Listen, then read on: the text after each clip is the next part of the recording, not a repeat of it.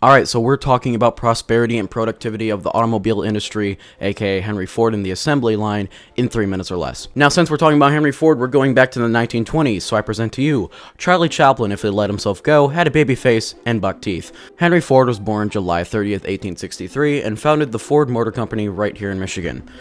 Go Blue! Henry Ford used the innovation of the assembly line in his factories, which made building cars easier and faster to do. That would be the answer to letter A, so I'm gonna go get a glass of water while you write that down.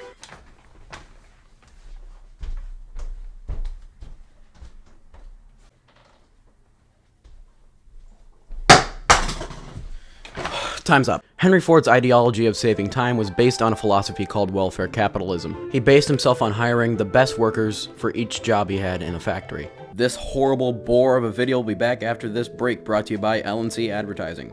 LNC Advertising. They advertise. Car that takes you anywhere you want to go. The Model T. Strong, sturdy, with a will of its own.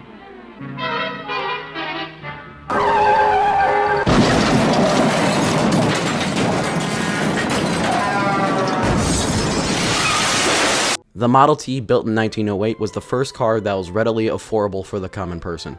This is because, through the assembly line, cars were cheaper and easier to build. When production of the Model T began, it only costed about $850, about $1,200 cheaper than most other cars at the time.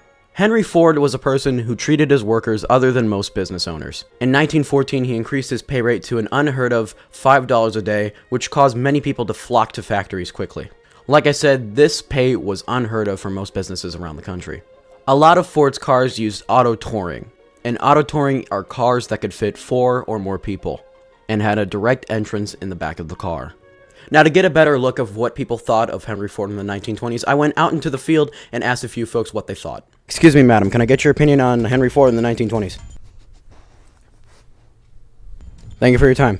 This has been prosperity and productivity of the 1920s car industry in 3 minutes or less. That's it.